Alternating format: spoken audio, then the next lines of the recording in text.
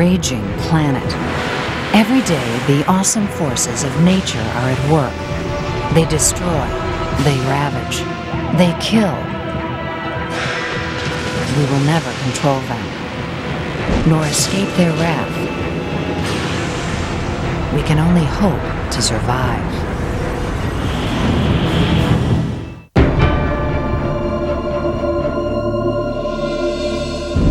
Anchorage, Alaska, 1964. The Earth shakes for an incredible 7.5 minutes, releasing the energy equivalent of 12,000 Hiroshima-sized atom bombs. China, 1976. Over 250,000 people die in the Tangshan province. Mexico City, 1985. More than 10,000 people are killed. Hundreds of thousands are left homeless. August 17, 1999. 15,000 are killed in Turkey. Thousands are buried for days. These are the terrifying outcomes of earthquakes. They have claimed more than 2 million lives in this century alone. No one knows for sure when they will strike, but when they do, they strike with the full fury of our raging planet, bringing death and destruction, and amazing stories of survival.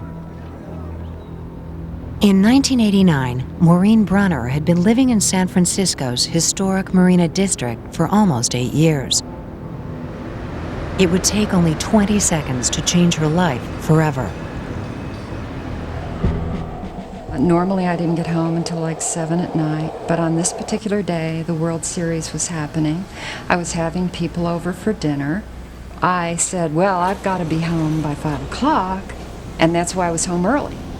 At nearby Candlestick Park, the Oakland A's and the San Francisco Giants were about to start the third game of the World Series.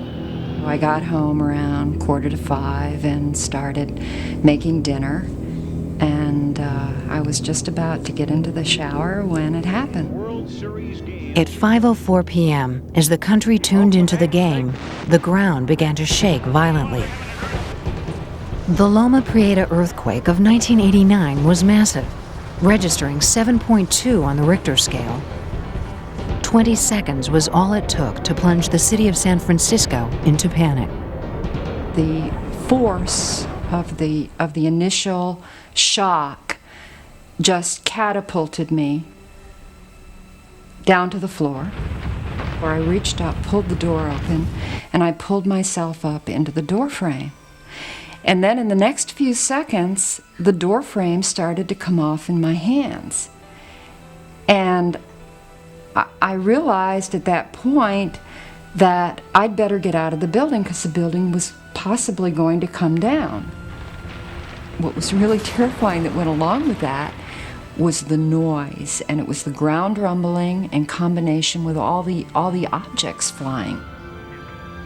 Getting out of her house before it collapsed took every ounce of strength Maureen Brunner could muster. I just started crawling on my hands and knees, and I went down a flight of stairs, and I crawled out of the building. Out on the streets, the dazed citizens of San Francisco were confronted with the magnitude of the quake. For many, the nightmare had only just begun. Go home! We've got serious problems, obviously. Go home and secure your residence. Shut off the gas, shut off electricity, store water, prepare for aftershocks, prepare for 3 days of no services. You got 90 minutes of light left. You better make use of your time. Standing here ain't doing nothing. The aftermath of an earthquake can be even more traumatic than the shaking itself. For Maureen Brunner, the experience was overwhelming. I was alone when I got on the street. I was really in shock. And I heard all the sirens, and I went out to the curb, and I sat on the curb, and it's strange the things that go through your mind at a time like that. I was thinking, gosh, I don't have my makeup. You know, that was like the first thing. What am I going to do without my makeup? I don't have any identification. Who am I? I started to smell gas. and I got very, very scared. Fires, ignited by broken gas lines and fueled by winds and debris, began to turn Brunner's neighborhood into a deadly inferno. When I crawled out of the building, I knew there was a lot of commotion to my right, and actually the building on the corner had just crumbled into matchsticks, and 5 people died in that building. I sat on the curb and I cried. I remember I was crying, and I had nobody to talk to. The night ahead seemed endless. Fires raged out of control, and the ground was not through shaking. And then I started thinking, well, when's the first aftershock going to hit? Hundreds of aftershocks can be felt after an earthquake. They can continue for months, some larger than the initial tremor. Already weakened structures can collapse, so rescue workers must act quickly to save lives before another aftershock strikes. For Maureen and thousands of other San Franciscans, the safest place to be was outside the city, but getting there would be nearly impossible. I had parked on the street because I was having company and I left my garage vacant for them. So I had a key to my car and I was able to get into my car, probably started the drive at about 6:30 or 7. It was traumatic. It took Maureen 6 hours to reach Menlo Park, just 30 miles outside the city. Several huge sections of road had toppled during the quake, throwing many vehicles over the edge and crushing many more. A portion of the San Francisco Bay Bridge and nearly a mile-long section of the Nimitz Freeway also collapsed. If the earthquake had struck just 30 minutes later, these roads would have been jammed with rush-hour traffic, and the death toll could have been in the thousands. The Loma Prieta quake was the biggest tremor to hit the Bay Area since 1906. That quake released 16 times more energy than Loma Prieta. More than 3,000 people died, 28,000 buildings were destroyed, and hundreds of thousands were left homeless. Ever since, the city of San Francisco has been preparing for the next big one. The first step to surviving an earthquake is understanding why and how they occur. On a vast, slow scale, the entire surface of the planet is in motion. The Earth's crust is divided into broad pieces called tectonic plates, floating above the liquid mantle hundreds of miles below.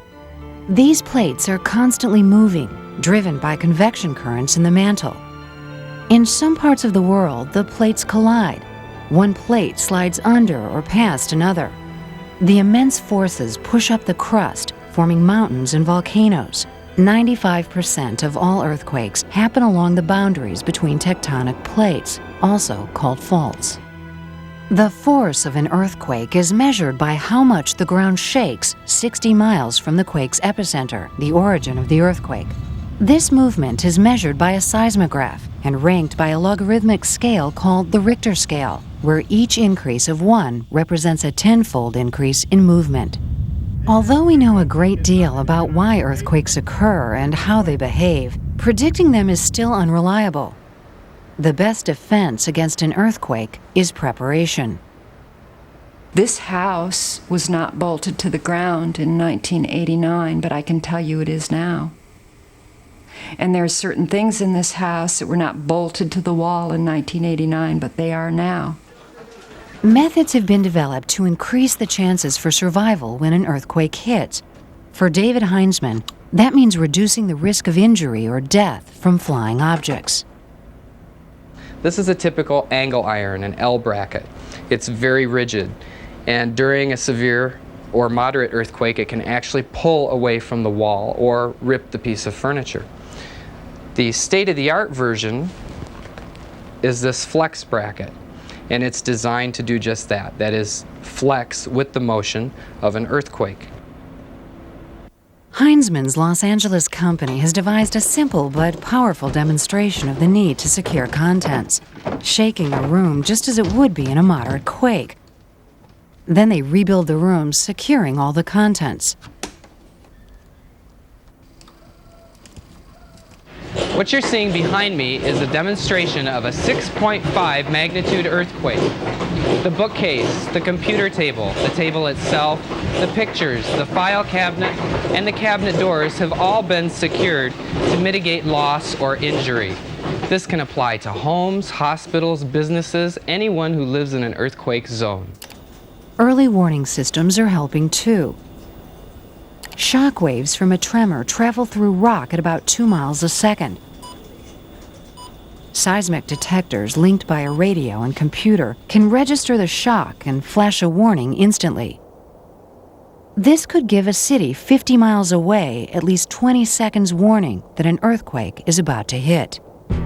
This may not seem like much time, but it can save lives.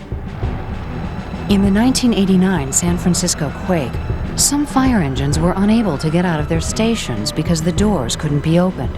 The earthquake had jammed them shut. Now, at the headquarters of the San Francisco Emergency Services, they're using new technology. When an earthquake starts, a special seismograph picks up the first shock waves. Instantly, it sends out signals which sound an alarm and automatically opens the doors of all the fire stations before anyone even knows an earthquake is on its way. Everybody, everybody!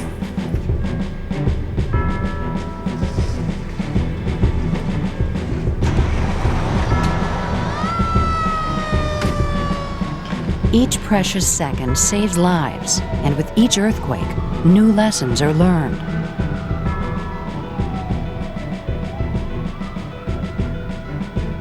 In January of 1994, the Northridge earthquake rocked Los Angeles. Hello, is anybody there? This is all the first floor underneath there. This is the second floor right here. Is he underneath us? Yeah. Is anybody in there? It was the most expensive quake in U.S. history, with over $30 billion in damages. Okay. Hold on. Just keep on going through it. No one, Tio. No one's through, buddy. It's okay.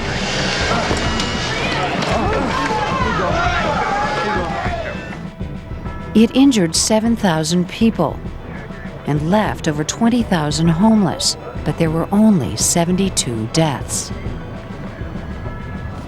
Back in 1985, the people of Mexico City were not so lucky.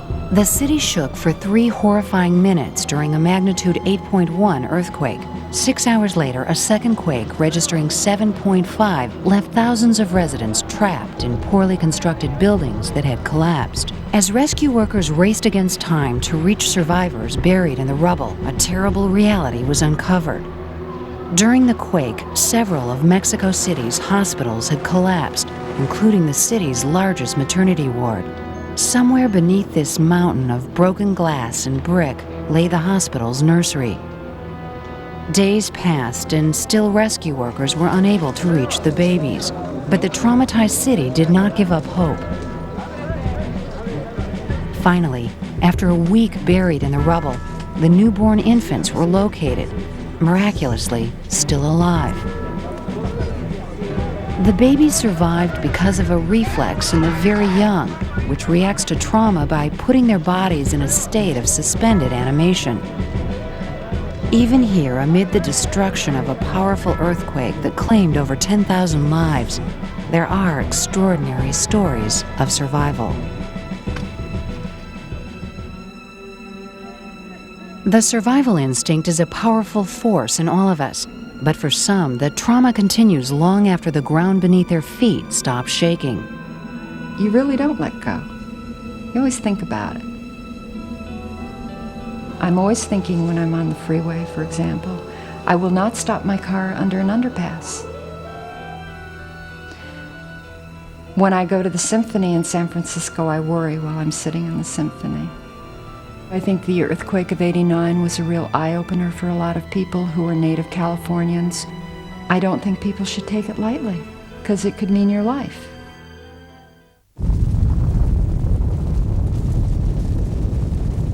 Sometimes our raging planet disguises its brute power with incredible beauty.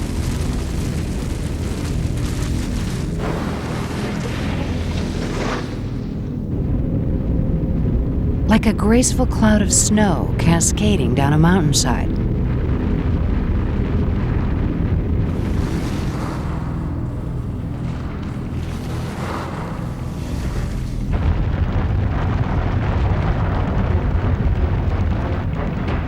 But make no mistake, there is great danger here too. In just the blink of an unbelieving eye, you're engulfed in a deadly churning mess of snow and ice. There is nothing you can do to save yourself but wait until it's all over. They have been called the White Death. Their power is relentless. And in the winter of 1999, they took the Alps by force. Caused by record snowfalls, avalanches threatened villages and ski resorts throughout Europe.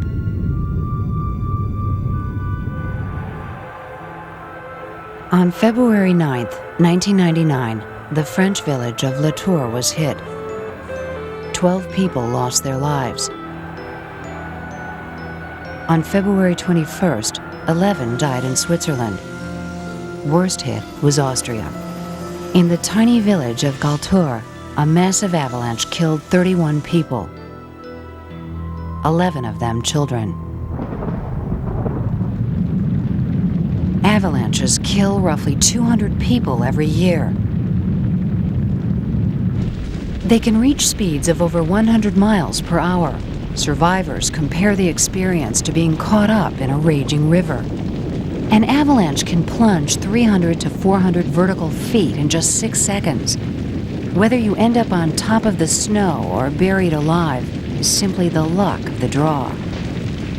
Julia Dundas was skiing in the Canadian Rockies with a party of highly experienced skiers when her luck began to run out. Last March, beautiful sunny day, and 4 of us, we came out to go ski touring. It snowed a couple inches the night before. It was pretty warm. There was not a cloud in sight. It was just around 0. And then we decided to check out a slope. We picked out one, and at the bottom we did a snow pit. Dug into the side of a slope, a snow pit allows skiers to check for a weak layer concealed beneath the surface. Made up of snow that has broken up from melting and refreezing, this unstable layer indicates ideal conditions for an avalanche. We decided that it was okay to go up, so we hiked up the ridge. It's not a sure thing out here. We checked the snow and we thought it was okay. What they did not see was a weak layer even deeper beneath the surface, a deadly trap their shallow snow pit did not reveal. Well, I came down first, and I was waiting over on the side for my friends to come down, and the second person came down and seemed fine. And then the third person, he did 3 turns, and then everything came down. Triggered by one of the skiers on the slope above Julia, a violent mass of snow came cascading toward her. I just heard someone yelling, "Avalanche." And I was pretty far away, and it was just they yell, and I look up and I saw everything coming down. It's like a big surfing wave. So I tried to traverse out, and I didn't get out fast enough. So it just took me by surprise, just so fast, and it's so much force. Julia was hit by tons of crushing snow traveling at nearly 80 miles per hour. It washed over her like a tidal wave. It's huge force. I just remember being stuck in the middle. It's all white. It's just like being in the water in a surf. And you just struggle, but there's no way. When the avalanche stopped, Julia was buried beneath the surface. Her friends were still at the top of the slope. Escape was virtually impossible. I first started screaming, and I thought, just wait for a minute till it settled. There was no air. I just blacked out. Speed is absolutely essential in avalanche rescue. There is no time to seek outside help because the victim will almost certainly be dead before that help arrives. After 30 minutes, half of all victims buried in snow are dead from lack of oxygen. It's just a ski. After 3 hours, only 1 in 10 survive. We're gonna have to do a transceiver search. Now get out your But transceiver. Dundas and her friends were equipped with radio transmitters. Okay. I'll start down this way. Okay. Most experienced skiers and hikers carry them. They normally transmit a weak radio signal. After an avalanche, the searchers can switch them over to receive the signal from the beacon of anyone buried in the snow. I'm not getting anything, Chris. The search is slow and methodical, and the victim may be dying, buried just yards away from rescuers and perhaps only a foot below the surface. My legs were all twisted, and remember my one arm was caught underneath me, but I had my one arm up above. So can you try probing in here? Feel in there? No, nothing there. Okay, just try over just a little farther, right in here. Then one of my friends saw my blue fingertips sticking out of the snow, and they started digging from there. Julia's friends knew they had to act fast. Avalanches can continue to kill even after victims are rescued. Hypothermia, shock, or internal injuries make it vital to get them off the mountain as soon as possible. I just remember looking up and felt like I was in a big pit 200 meters down, and I was yelling at them, like, help me, help me. But I didn't think they could hear me. And then it's like I came through, and there I was. They were slapping me on the face, getting me back. Julia was lucky. She made it out with only minor injuries. But she was also prepared, and ultimately, that is what saved her life. The best way to avoid an avalanche is to know where they're most likely to strike. Understanding how snow crystals form helps in predicting when and where an avalanche might occur. Evaluating the chances of an avalanche takes skill and experience, even with modern technology. For forecasters, that means physically seeing what is happening in the snowpack. The basic method is to go out to a slope where there is a risk of an avalanche and dig a pit with smooth vertical walls in the snow. The layers in the snowpack reveal a great deal. 29. To the untrained eye, the wall may look like a mass of snow, but these experts see something different. It's a crust there to 30. They can easily distinguish the different layers and how strong or weak they are. A simple magnifying glass tells them what they need to know. They examine what kind of snow crystals make up each layer. Mixed forms, facets going to The round. crystal is a strong indicator of the snow's strength. Okay, Rob, I'm going to isolate the column to just below that crust. Okay, crust is The next test is to see how well one layer is bonded to another. They isolate a column of snow and use a shovel to lever the snow away. The column breaks at the weakest layer. moderate on the crust. The experts interpret the results and decide just where the danger areas are. Their skill can mean the difference between life and death.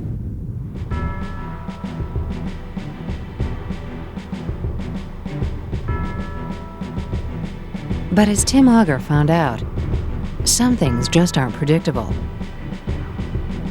The last thing I remember in the fall is realization that we were probably in space and falling down a giant elevator shaft, and I knew that it was all over, and I don't remember anything after that. While mountaineering in the Canadian Yukon, Tim and a friend fell over 2,000 feet from a high ridge. They were saved from certain death by landing on a steep slope of weak snow. But the force of their impact started an avalanche. It swept them another 500 feet downhill. When it finally stopped, Tim found himself buried alive. I woke up. I was encased in the snow. I wasn't sure whether I was dreaming it or not. It was just unreal. Something clicked in. My training or whatever kicked in, and I told myself, well, rather matter-of-factly, that the only thing you can do is try and relax, because you got to conserve the oxygen supply, and there's no point. I know there's no point in fighting, because or struggling. It's only going to make matters worse.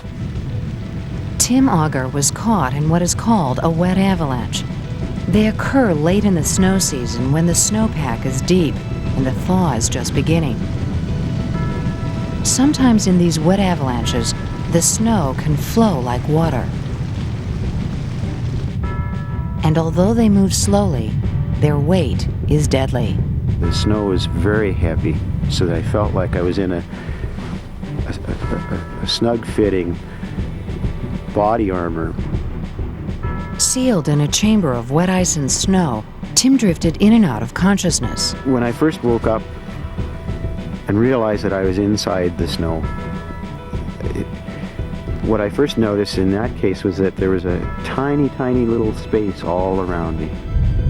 Although buried in shallow snow, it would have been impossible for Tim to free himself without help. Luckily, Tim and his partner were also prepared that day. Equipped with radio transmitters, Tim's friend was able to find him in time. Unless you're a fraction of an inch from the surface, there's no chance of you actually breaking loose in the snow. That goes for quite soft snow too. I mean, if you're 2 inches down under the snow and your arms and legs are completely covered, there's almost no way that you can move. And if you're any distance down there, you can't move a fraction of an inch. Victims caught in an avalanche only move so long as the snow is moving. Avalanches stop in a matter of seconds. They don't slow down gradually. Once the leading edge is halted, the snow behind packs in, much the way snow is compacted by a snowplow. This compression changes the way snow crystals bond to each other. Losing 40% of its air, the snow becomes very dense, burying all in its path from trees to people. For the citizens of the towns and villages of the Swiss Alps, the avalanche is no stranger. Ever since a killer slide claimed nearly 100 lives in 1951, the town of Davos has been at the forefront of avalanche protection. On the slopes above the town, fences have been built in the avalanche starting zones, which prevent large areas of uninterrupted snowpack from becoming unstable. There are also massive deflection mounds and a catching dam designed to break up an avalanche's flow and prevent it from reaching the houses below. Here in Bear Pass in the Canadian Rockies, the solution is a 105mm recoilless gun. Bridge clear. Loaded.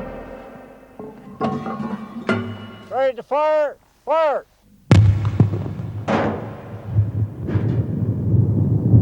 The exploding shells can trigger small avalanches before snow builds to a dangerous level. If a shell does not trigger a slide, then that particular path is safe for the moment. All clear. All clear. Ready to fire. Fire.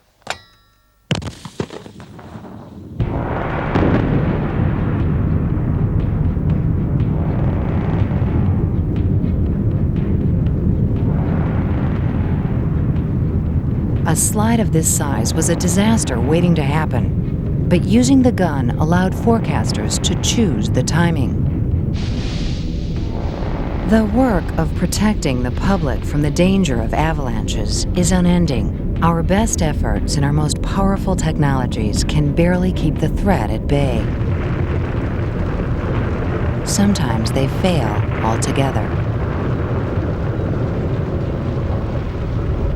Everybody who's involved in the avalanche safety business always ends up saying that this isn't a science, really, is it? There's just so many variables that can't be controlled, that can't be understood. They're beautiful. They really are. They're just a beautiful force of nature to watch. They're awesome. But I also know that you know, the destructiveness of them.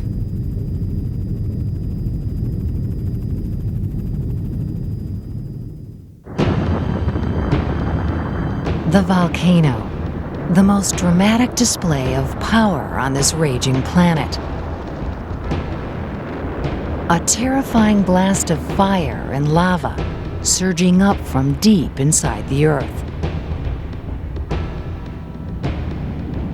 It is the most explosive force on the planet. A burning terror against which we are powerless. For the millions of people who live within the shadow of these giants, it's like sitting atop a powder keg, never knowing when and if it will explode. Created by movement of the great plates of rock that make up the Earth's crust, these tectonic plates float on top of the mantle of liquid rock, or magma, that surround the planet's core. The plates move as the intense heat inside the Earth creates giant convection currents that shift and break up the thin solid crust. Around the world, there are at least 1,500 active volcanoes.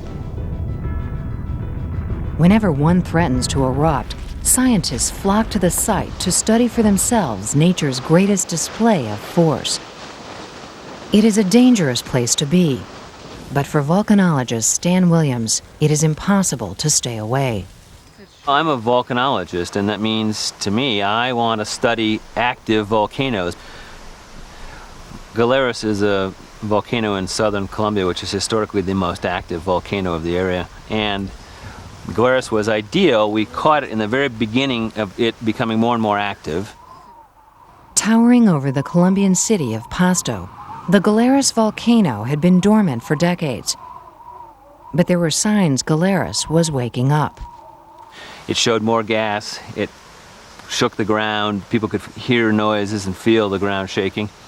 And we went in there, and surely it was back to being active. In 1993, Williams led a team of scientists on a trip to study Galeras. Although the volcano was now active, there had been no recent eruptions or explosions. In mid-1992, it had an explosion. And since that time, in almost 6 months, it had been really quiet. It's still active, still dangerous, but quiet. Unaware of what danger awaited them, a colleague of Stan's filmed their preparation before they headed up the volcano. About a dozen people went into the volcano that day. We maintained radio contact with the observatory so we could hear about any changes. We had a great time, a few hours of working together with no sense of unusual danger at all. The volcano was a great subject of science. We were doing it. We were really working together. In a matter of seconds, everything changed. Well, we were close to finishing the work. It was midday when the clouds usually come in and it's time to leave. So I was standing on the edge of the crater, the rim, talking with one Colombian colleague and a tourist with his sons, looking down into the crater. It gave about 10 seconds of warning, which meant the ground shook. Rocks fell into the crater. I yelled, "We got to get out of here." Before anybody could really react, it exploded. In the blink of an eye, Galeras released over 40 years of pent-up energy. Rock, ash, and lava spewed up from the crater. Well, the explosion was extremely powerful. It just sent rocks flying all over, and rocks flew in all directions.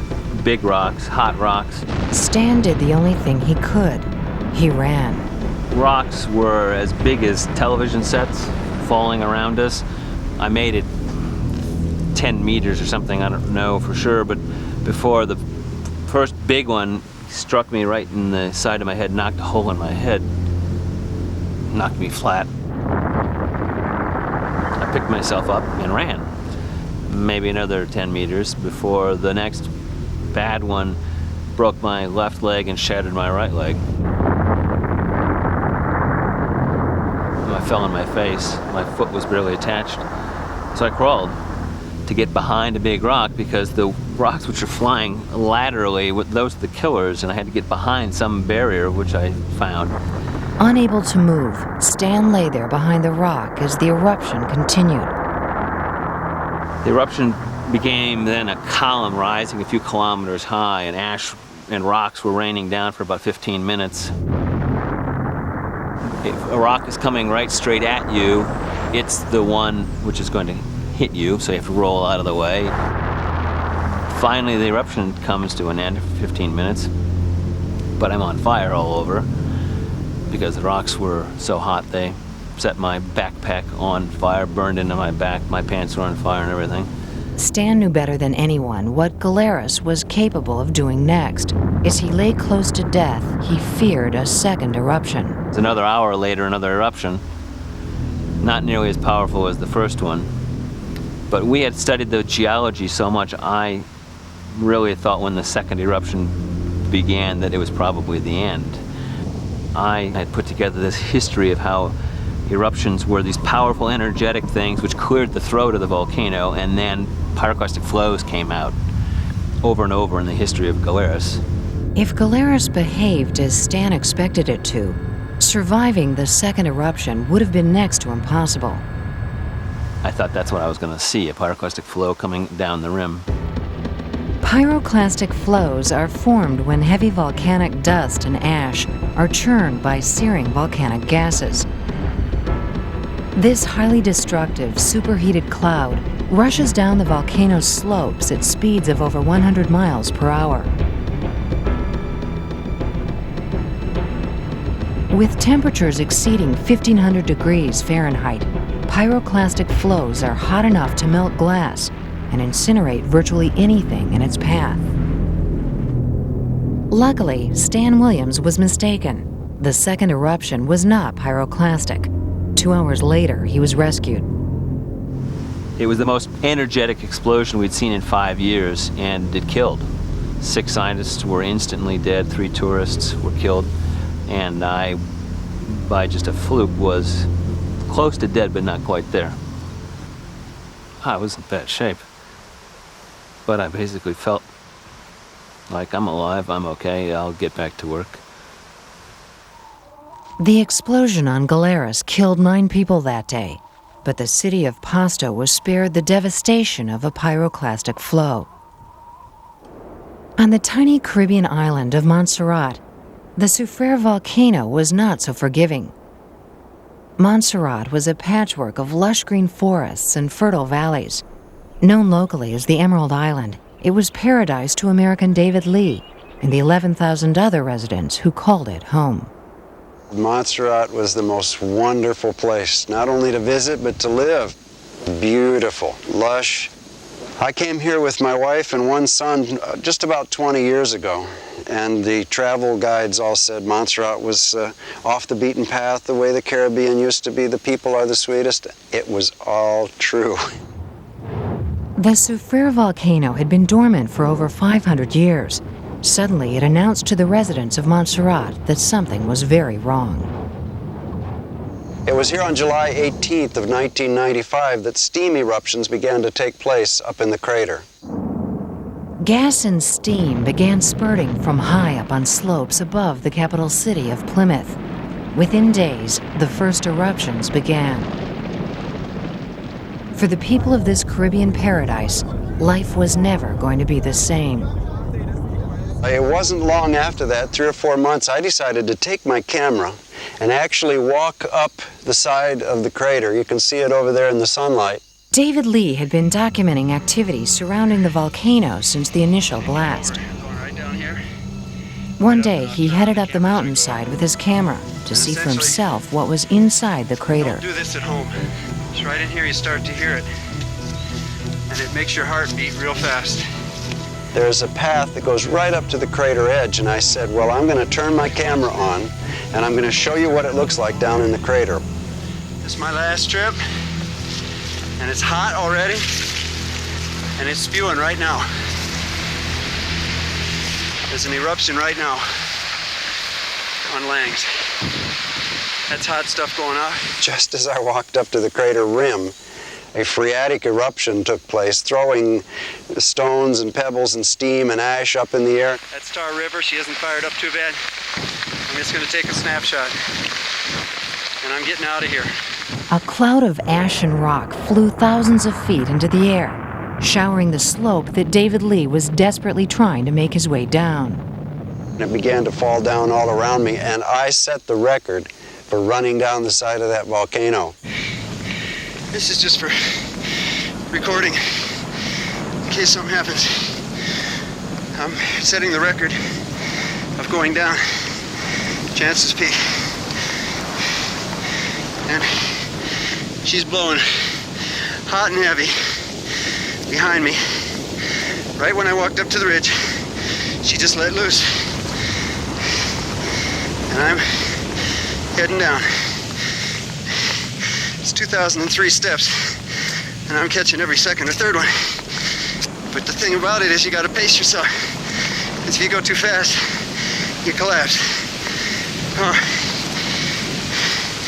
Okay, Lord, put my trust and faith in you. That was my last trip up there, folks. See the time. 5 o'clock. In case something happens, somebody gets this camera, you'll have a record. If the camera doesn't have a meltdown, I'm gonna shut her off and run. The eruption was the largest phreatic explosion since the Soufriere volcano became active. A phreatic eruption occurs when rising magma reaches underground water. The water rapidly turns to steam, then explodes in a deadly shower of molten rock and ash. Well, that's what you call in your face. Do I look scared? Let me take it and put it on auto. Now do I look scared? I'm not out of here yet. I'm only down about 600 feet. If the whole thing went, wouldn't have a chance up here. I think that's the closest I ever thought about being dead. The whole top of the mountain was just shivering, shivering, shivering, up and down under your feet. And you could feel this awesome power underneath vibrating, wanting to come out. So to me, there's no doubt that down below there is magma that wants to come out. Oh, Lord. Bye. David Lee made it down the volcano safely, but in volcanic terms, the eruption that day was minor. Over the next several months, the eruptions got stronger. The people of Montserrat began preparing for the worst. An exclusion zone was established on the southern side of the island, where residents were ordered to evacuate. More than half the population left Montserrat. For those that remained, dealing with eruptions became a part of daily life. One day early on in the eruption, I was driving away from the volcano after an eruption, and the ash cloud actually came down over the area that I was in, and at high noon, everything turned to pitch black. There was lightning, thunder. We're at the height of the day, and it's pitch black, lightning.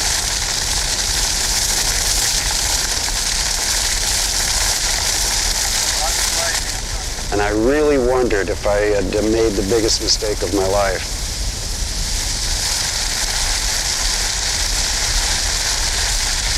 My heart's pounding pretty hard.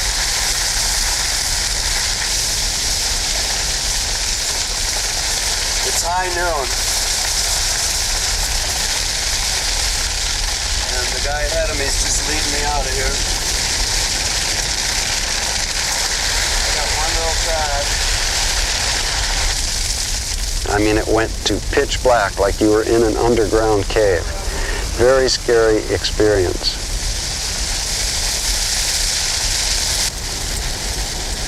I'll tell you, it's getting lighter, but that doesn't help, you know? As we pass it here, you can see bright skies up ahead.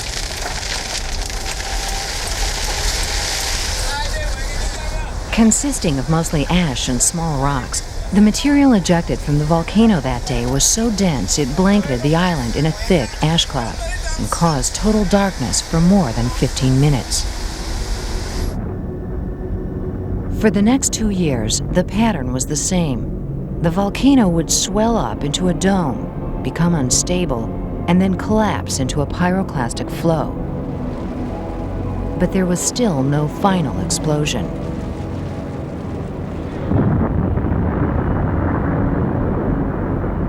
Then, in June 1997, there was a major eruption, much bigger than anything before. Almost the entire southern half of Montserrat became uninhabitable as pyroclastic flows rushed out in all directions.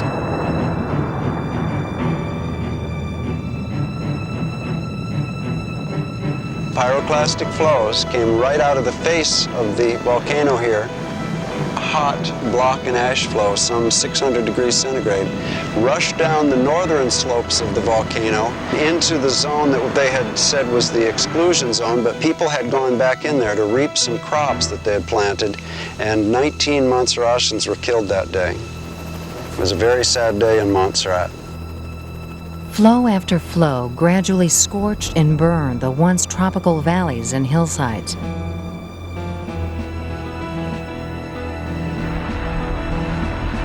It happened again in August. This time, pyroclastic flows poured into Plymouth.